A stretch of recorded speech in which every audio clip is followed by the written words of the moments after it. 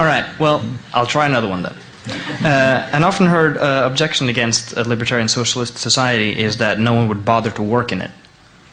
You think that's a valid objection? What about those that don't want to work? Well, it's an interesting concept. Actually, this is one of the things in which I've differed for some time on the with the Paracon people. They basically have the same view. Mike Albert, Robin Hannell, and the others. We've disagreed about this for many years.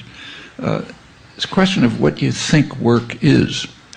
I mean, there is a point of view associated with capitalist systems that holds that work is a burden. If you weren't driven to work, you'd prefer to vegetate. I don't think that has anything to do with human beings.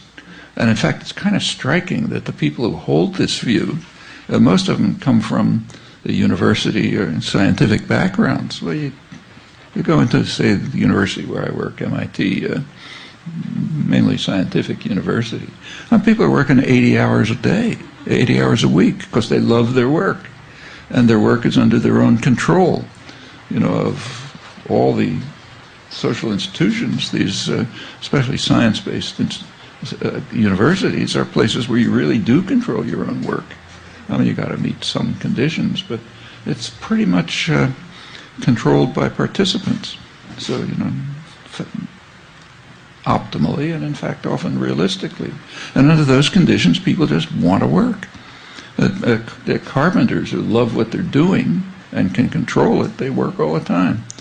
And in fact, you know, there's an old tradition from the Enlightenment, which is, you know, grew into classical liberalism and finally anarchism, which holds that work is should be one of the highest ideals of life. Creative work under your own control. And I think most people know that that's true. When you have an opportunity to do creative work under your own control, especially if it has some social purpose and so on, you know, it's the best thing to do. It's a lot better than, you know, lying on a couch and watching a boring television program. So I just think it's it's a concept of work that comes out of capitalist ideology, which says people have to be driven to work. Actually, it's very interesting to watch the debates about this. It's debated in mainstream circles, not so much in these terms, but take a look at the debates about taxation of the wealthy. The standard argument against taxing the wealthy is, well, if you put high taxes on the wealthy, they're not going to do anything. And they're the ones who invest and make things happen and so on and so forth. Now, the people who press this most are economists. And sometimes it's almost comical. There was an article, one of the major journals, by a well-known Harvard economist, liberal economist, Greg Mankiw, wrote the major texts. And he argued, he said, look, you can't, he's kind of a liberal, he says you can't tax the rich because they're not going to do anything. And then there's no economic theory behind it or any other theory, but he gives an example of himself. He says, well, if I didn't have a high salary, I wouldn't do anything. You'd never get anyone in a university saying that except from an economics department. And that's because the ideology is so built in. They can't think. They can't look at the next office and see that the guy's in the lab all day because he loves what he's doing. Of course people want to do meaningful work, especially if they can run it themselves. The Paracon position that I've disagreed with is they believe that remuneration ought to be proportional to input.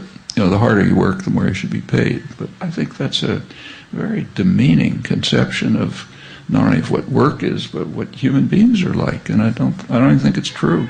You know, in fact, they themselves work very hard and they don't get paid for it. So are they different from other people? You know. Could you talk a little bit more about You've often said that your views, which are based in classical liberalism, and often the same texts that that libertarians in the American sense use to justify capitalism. No, they don't. they use the names but not the writings. And it's very interesting to look at them. Like, say, take Adam Smith, the great hero. I'm sure you've all read some of Adam Smith. But if you actually look at what he wrote, it's totally different. So take, say, the concept of invisible hand. Everybody's heard of the invisible hand. It's used once in Wealth of Nations, so it's pretty hard to miss. And what it is a critique of neoliberalism, literally.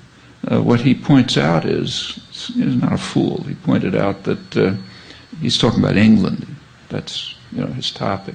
He says if in England merchants and manufacturers, people who sort of ran the country, if the manufacturers decided to produce abroad outside of England, and if merchants decided to import from abroad, they would profit, but the society would be seriously harmed. In our terms, he's saying neoliberal globalization will harm the society. And then how do you get around it? Well, he got around it by a kind of a sentimental argument.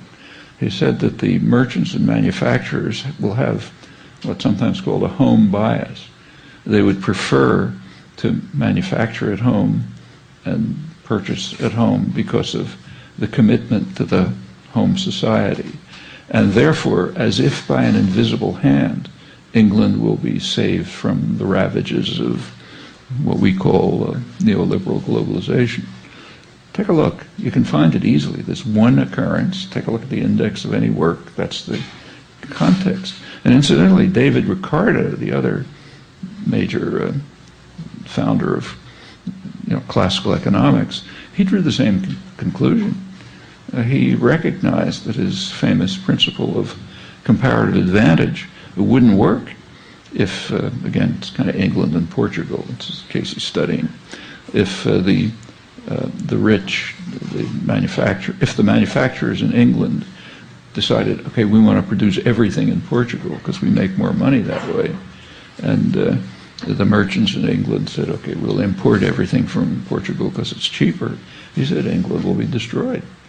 But then he said he the same as Adam Smith, he says, well, he expects that the rich in England will have enough commitment to their own society so that they won't do this. They'll accept a lower rate of profit in England than they could get in Portugal. And then he ends up saying, I hope that these ideas will never disappear, because if they did, we'll be in real trouble. Well, that's classical economics. You don't learn that in an economics class. In fact, well, I don't have to tell you what you learn, because you know. And it's that way right across the board. I mean, take, say, division of labor. Everybody's read or been taught the first paragraph of Wealth of Nations, where the butcher does this, and the baker does that, and they do it for their own profit, and we all benefit. We should have division of labor. So division of labor is a wonderful thing. You go on and read a couple hundred pages into the book at Wealth of Nations, and Smith has a lengthy discussion of division of labor, and it's very closely related to this matter of work. Remember, he was an Enlightenment figure. He's growing out of the Enlightenment. He says division of labor, in any civilized society, the government is going to have to intervene to prevent division of labor, because it's going to turn people into creatures as stupid and ignorant as a human being can possibly be. It's going to lead to people doing rote work under control, external control, and doing it because that's the way labor is divided. It's going to destroy people. People, their highest goal is creative work under their own control. So you have to block division of labor. That passage is so intolerable to, it's a little bit like Amartya Sen's work on India and China. It can't be read. In fact, if you look at the scholarly edition, that bicentennial of Wealth of Nations, the University of Chicago, main supposedly classical liberal department, published a scholarly edition of Wealth of Nations. Take a look at the index. It doesn't even give an index entry for this discussion of division of labor. It's just too unacceptable. And of course, nobody reads Adam Smith's discussion of the masters of mankind and how they pursue their vile maxim, all for ourselves and nothing for anyone else, and how awful this will be. I mean, there's a lot. I'm not extolling Adam Smith particularly, but if you take a look at the actual text, it's not the way it's presented. So I think it's correct to say that classical liberalism was this. It grew out of the Enlightenment, and it's the source of not only the anarchist movement, but even Marx drew from that same tradition, the same tradition about work, for example. And in fact, the early Marx manuscripts read very much like classical liberals, von Humboldt, Smith, and others. He's coming from exactly the same background. I kind of agree with Rudolf Rocker, who was one of the main anarcho-syndicalist intellectuals and historians, who argues that classical liberalism, as he put it, was wrecked on the shoals of capitalism. It was pre-capitalist. And when capitalism came along, that was the end of classical liberalism, and the anarchist tradition grew out of it and emphasized the positive elements of it. So it's true that they do cite Adam Smith and classical liberalism, but are strongly opposed to it. I mean, this is all over the place.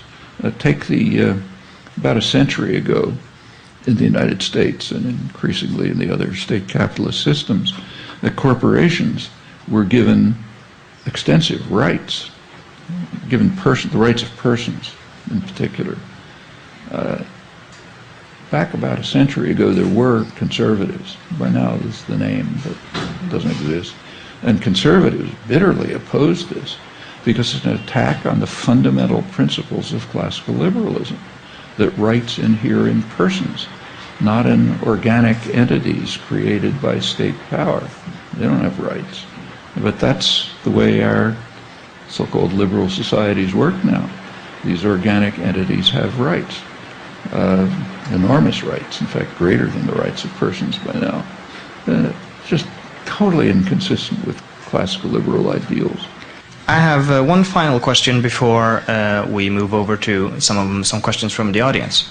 It's a little cruel. If I have to force you to generalize, what would you say are the most important tasks for libertarian socialists today?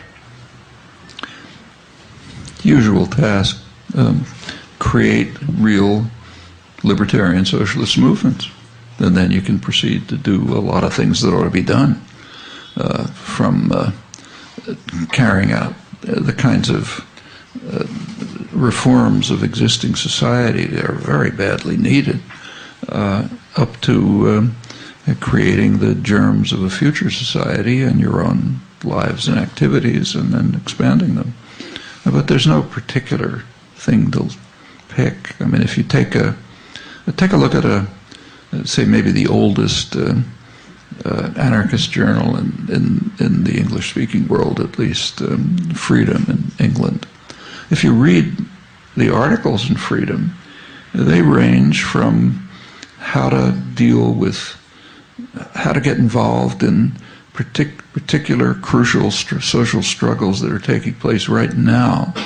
Let's say onerous tuitions for English students, which are going to wipe out opportunities for the poor to go to school, the crushing of strikes, whatever ecological issues, whatever it may be, up to designing and trying to implement parts of a future society. A whole range of things is there, and there's plenty of it. I mean, and some of them are really critical.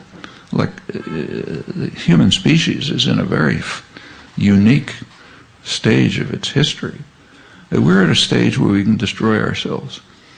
And in fact, it's almost inevitable the way things are now structured.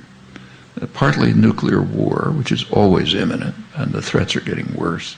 It's a kind of a miracle humans have survived. And the other is environmental destruction. And unfortunately, the environmental destruction is virtually an imperative in existing societies. It's part of the state capitalist system. They have to move towards environmental destruction, not because they're bad people, but because it's a requirement. I mean, if you're the CEO of a corporation, you may be the nicest guy in the world. You may be giving away all your money to the environmental movement on your own. But in your role as CEO of a corporation, you are compelled to maximize profit and to ignore what economists call externalities. That is, the impact of your transactions on others. Well, that's why we have repeated financial crises ever since Reagan and Thatcher. The deregulation of the financial institutions means that the people who run them have to ignore what's called systemic risk, the risk that a transaction is going to bring down the system. And since you ignore it, you're increasing the probability of it, and therefore it repeatedly happens. So we repeatedly have financial crises, each one worse than the last, ever since around 1980, when Reagan and Thatcher began. There's no alternative. But in that case, financial crises, well, there's a kind of a remedy. The taxpayer can come along, the state can come along and rescue the financial institutions, which is what just happened and is going to happen in Europe pretty soon as Greece defaults. But in the case of when you ignore one of the externalities is survival of the species, and nobody's going to come along and rescue and pay off that one. So you're doomed, basically. If we keep the current system, we're doomed. And that's, Norway has a particular case of it to think about. Should we produce oil and have a rich society? But it's a problem for everyone. It's inherent in state capitalist institutions. And those are really big problems. I mean, those are problems about literal species survival. And beyond that, there are problems of justice and freedom all over the place. So there's no shortage of tasks. I mean, I don't see any point listing them. Let's give him a hand, folks.